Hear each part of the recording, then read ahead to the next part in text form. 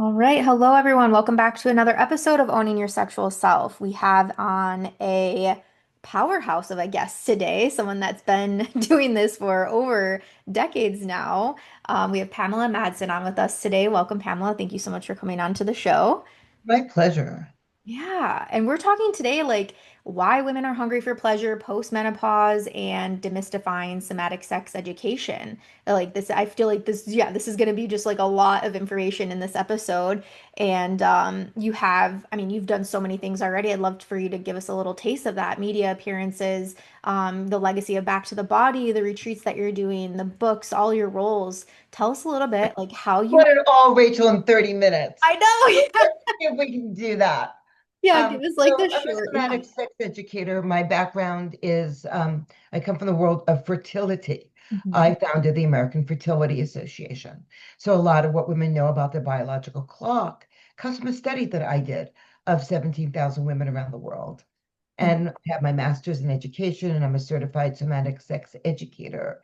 And they can read all about my journey in my memoir, Shameless, how I ditched the diet, got naked, found true pleasure, and somehow got home in time to cook dinner. You can find it on Amazon. You can read all about my journey.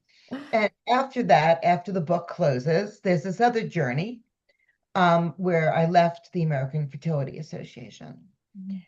and became much more interested in the connection between sexuality and fertility and our whole life. And so I became a certified sex educator.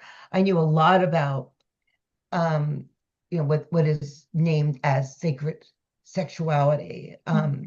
and tantra, and because I experienced it.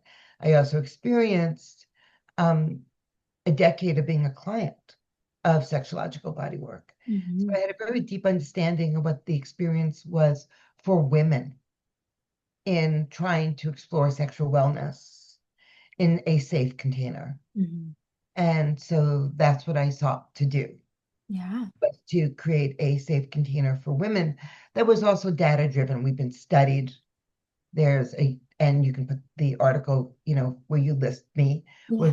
where people can go to the website at backtothebody.org, and you can read all about the study that was done by Widener University about the effects of women doing immersion somatic work. Mhm. And it's extraordinary, the changes that go through women's bodies. Mhm. You mentioned menopause, so let's just go there.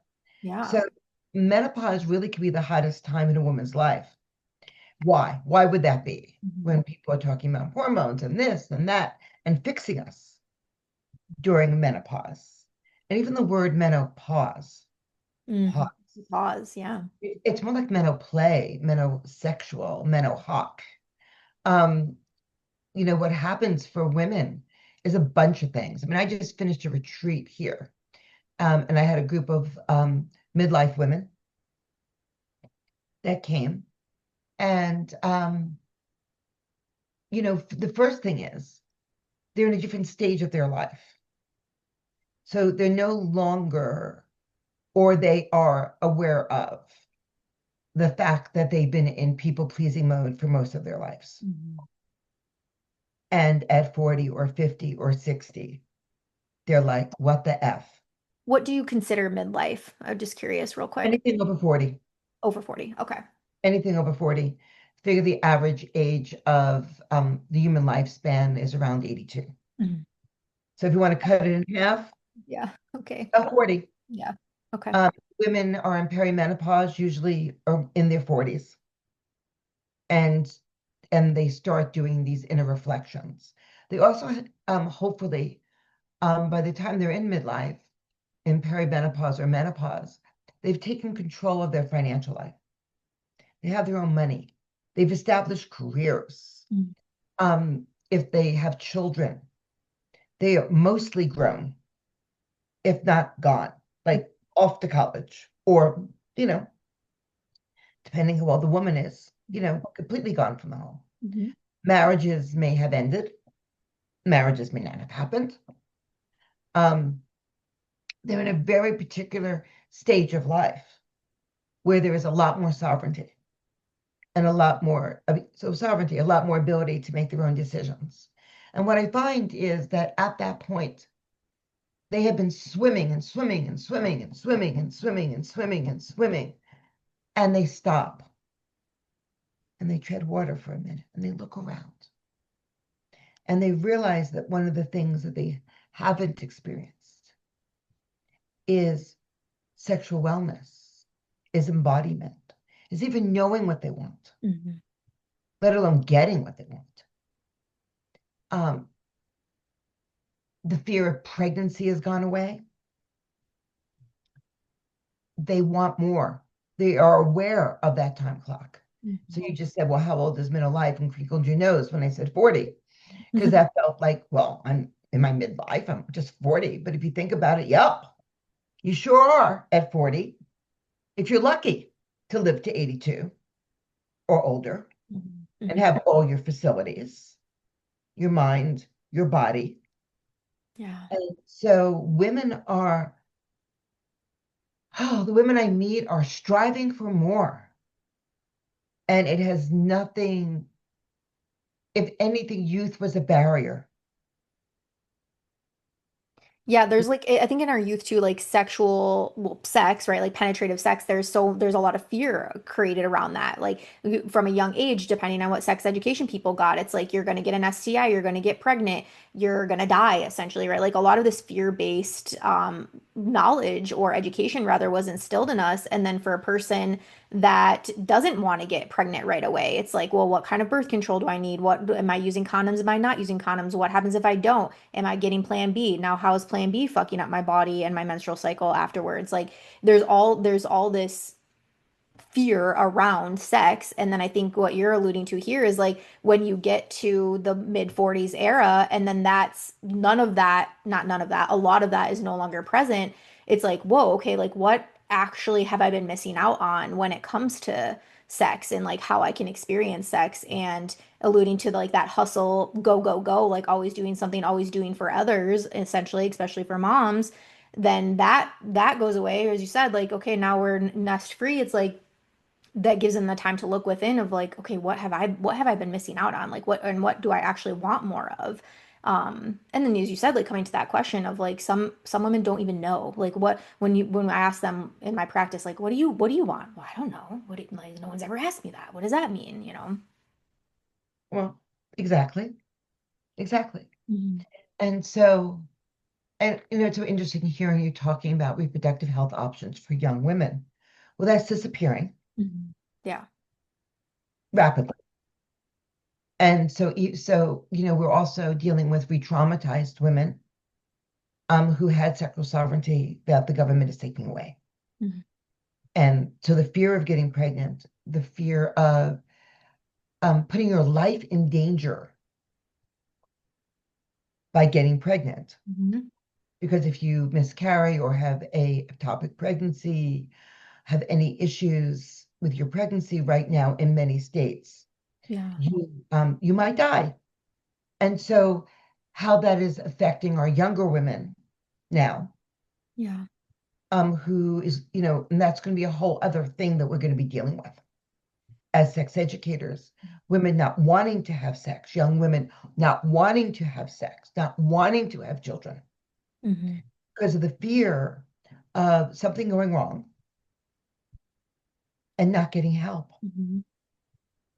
Yeah, And so, given like the time that you spent in fertility, I know you like did a transition, but what would you, thinking back to like what you learned in doing that study, and then now coupling that with what is happening in the world as we are in now, what do you wish women knew more of when it comes to fertility? Like, what would you be essentially like shouting from the rooftops at this but point? what would I have shouted from the rooftops? I mean, I've been on Oprah, it's been in Time Magazine. Mhm. I basically launched the biological clock to the world 20 Mhm. years ago Mhm.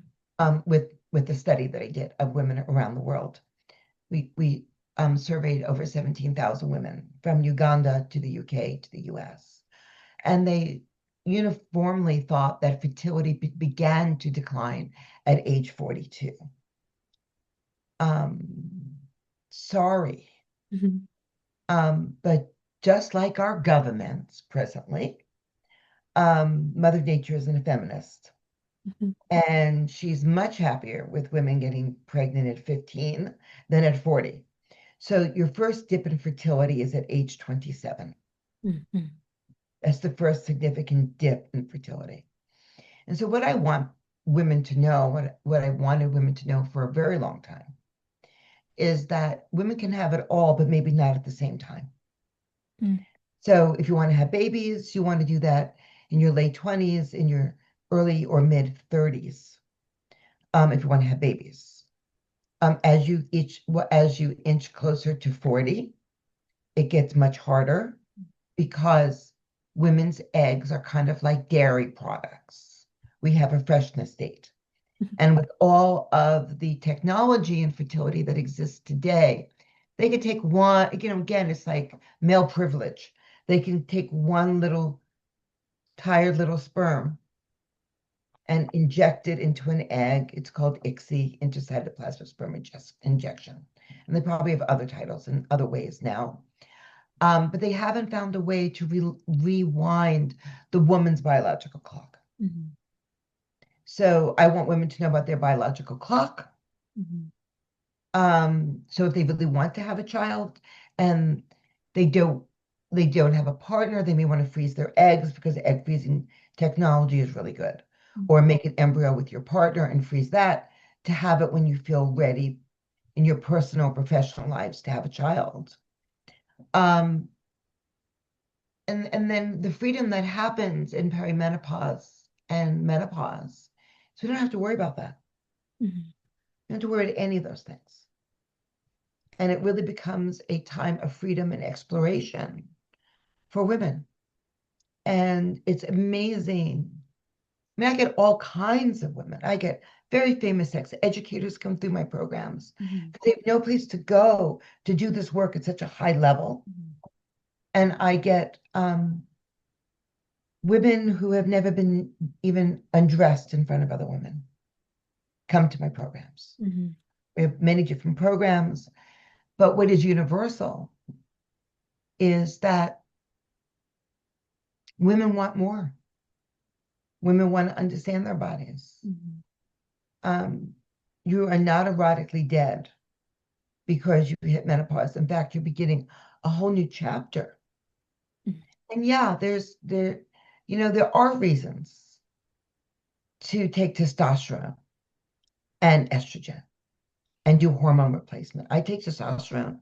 Mhm. Um, it's being highly encouraged. Um, we are now using estrogen replacement for women over 60 who have not done it before. There's a small risk, a Mhm. small cardiac risk.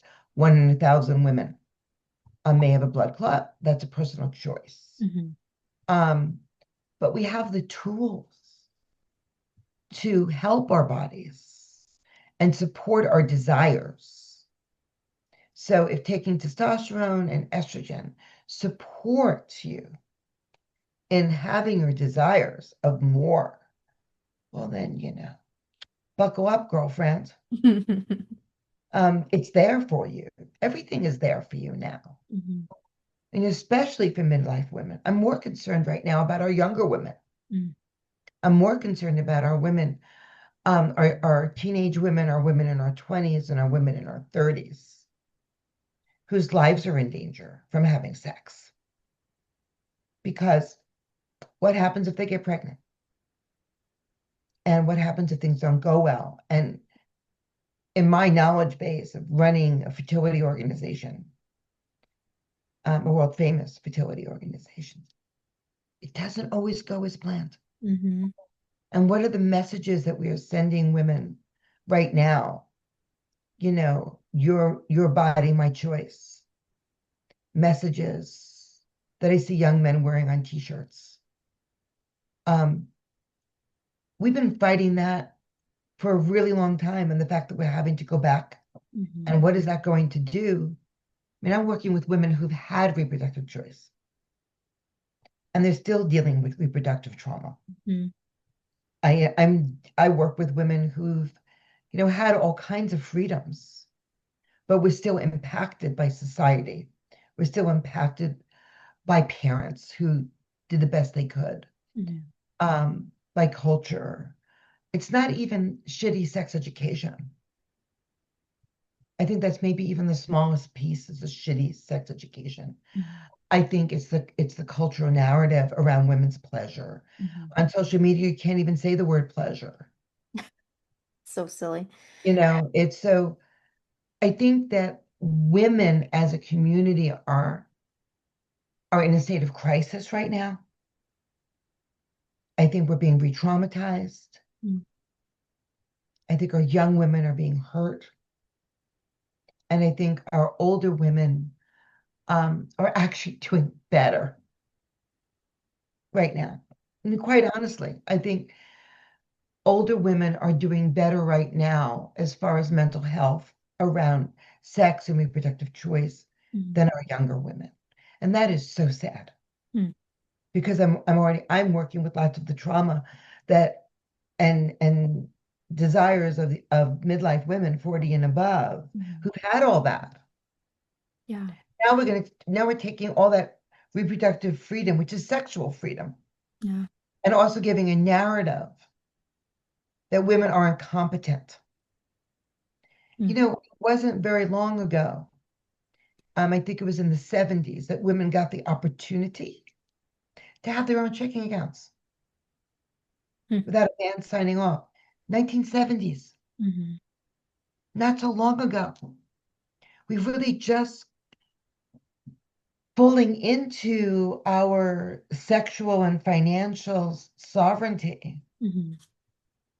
and releasing all the garbage. Now we have another group of women coming in. Mhm. And how are we going to hold each other through this and have be sexually alive and be able to name our desires and find our breath and our voice and have consent and have control Mhm. over what happens to our bodies, whether it's a sexual encounter or a visit to the gynecologist. We're in a time of crisis for women. Mhm. And with your work and more of like the somatic work and the sexological body work, like how does that, because again, you're working with women that are in all different age ranges. So how does that look and how is that different than, let's say, like traditional talk therapy or your traditional sex education? Very different, and they don't exclude each other. Hmm. So, I mean, I just let a group go home. We just ended a retreat here. And in closing circle, I was like, do you have an appointment with your therapist? If you don't have a sex positive therapist, see me for a referral. Hmm. Um, Sexual wellness is a part of overall wellness. Hmm. So, what's going on with your body? After I hang up with you, I'm running to the doctor, taking care of my physical parts, Hmm. right? We have to take care of our physical parts. We have to take care of our hormones. We have to take care of our mental health. So what somatic work does is it releases what's in the body, releases what's in the body. You don't have to understand the tears. You don't always. Hmm. Sometimes we're like a trash compactor. We just keep pushing it down, pushing it down, pushing it down. Hmm. And that's hard. And so what somatic work does is it helps women release that. The stories that they don't know they're holding, they don't need to name. Hmm. They just release through breath and sound and movement and pleasure and touch and tears. And the parts of them that they want to talk about, that they want to express with their practitioners. So some of the work is private, it's one-on-one Hmm. with a practitioner. We work in a triadic model, which means there's always a female therapist involved here at Back to the Body, Hmm. or a female somatic sex educator present, not in the session, but to greet the woman, to catch the woman. We Hmm. do communal nesting after retreats where Hmm. the women kind of all flop together and hug each other and talk about sessions. Um, and we have ongoing free support groups for our women. But workshops happen in a group. Hmm. and they're multi-generational, and the women love it. Yeah. It's exciting to have women in their late 30s and have an 83-year-old woman. And we just did something called Erotic Body Stories, where the women, this is on the last day, when they're so comfortable. Mm-hmm. So much has changed. Immersion is different from anything else. Hmm. And I had an array of ages, and I had a woman in her 80s, and she also dropped her robe. They went one at a time and talked about her erotic body story. Hmm. And afterwards, we wrote and we journaled and we shared. And one of the women thanked the older woman. I said, "Thank you for letting me see an older body. Mm-hmm. Thank you. I needed to see an older woman's body." And so we heal with each other. Mm-hmm. It's not top-down learning, sisterhood. It's trained practitioners and therapists. Mm-hmm. It's small groups of women, 8 women to 12 women. You can't scale this. Yeah. Did I answer your questions? Absolutely. I mean, this is like you're witnessing them in this erotic truth. Like you're taking like just this raw, like very vulnerable approach. You're holding that space for them to be able to go there. And yeah, I think there's something special to be said about women that also, one, even sign up to do this type of work, but then two, to do it in that community like group setting versus one-on-one. And the fact that they're getting all of the components with, the one-on-one, the group, the community, all of that with your program, that sounds incredible. I think that's like women witnessing other women healing. I mean, for decades and decades and decades, women coming together to gather in circle and to gather in groups, like we know power and magic happens from that. Um, and yeah, I think every woman deserves to feel on the other side of this, to be more in tune with her body, to know what pleasure feels like for her, to be able to voice that to somebody else and to Ab- voice the no. Absolutely. Hmm. And it all takes time. Hmm. It takes time. And Yeah. so, yes, like within our programs, which are all immersion programs, um, they have the combination of private work, they have the group work. In the study that was done, one of the things that was named by the women was sisterhood, healing their relationship with other women, Hmm. Hmm. feeling safe with other women. And a lot of that comes from releasing mate competition Hmm. and comparing and contrast and the compare and contrast ditch that women dig. Yeah. And we take that away by how we run the programs, Hmm. which allows for lifelong friendships. Hmm. So long after they leave me, they're still with each other. Yeah.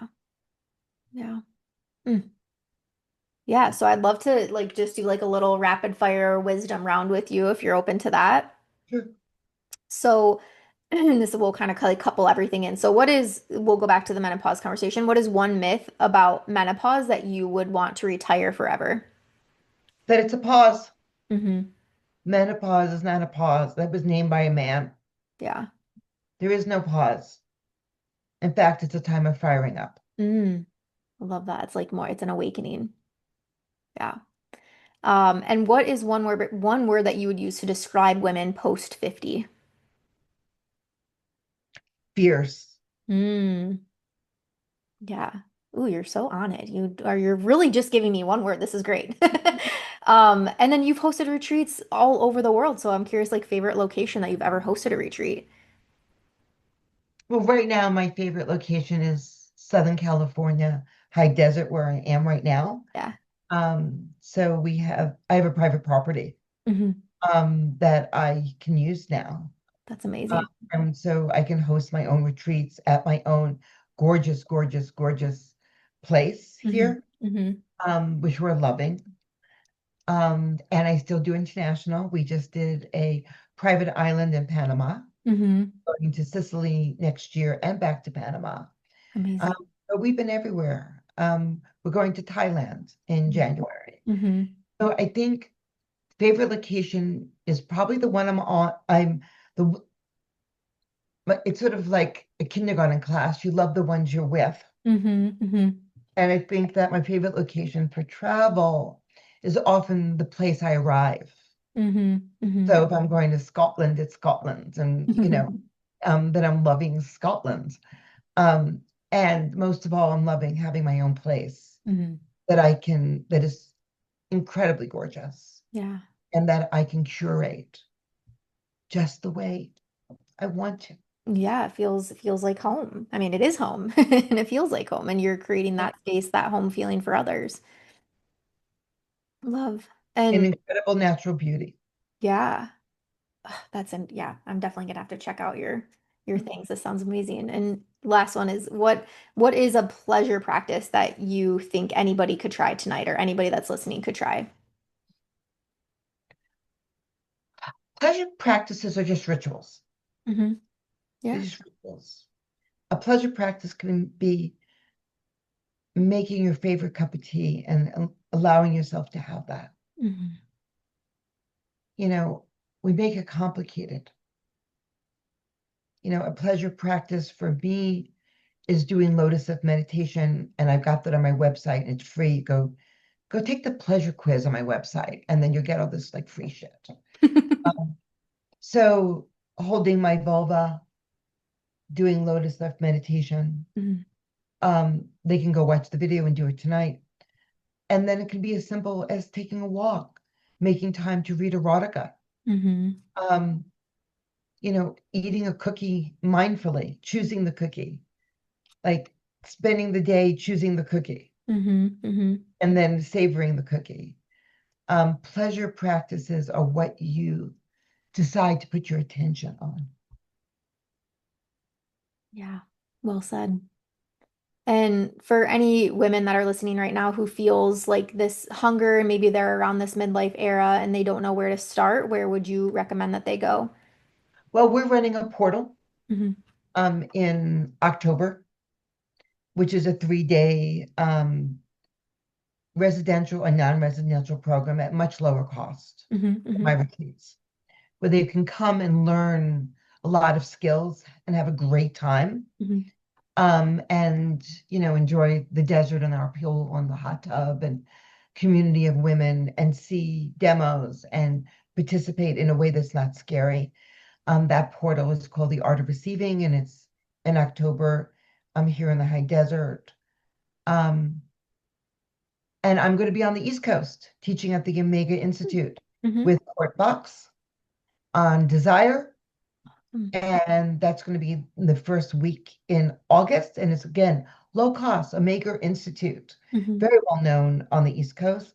Come and be with me in court there Hmm. and get a free consult.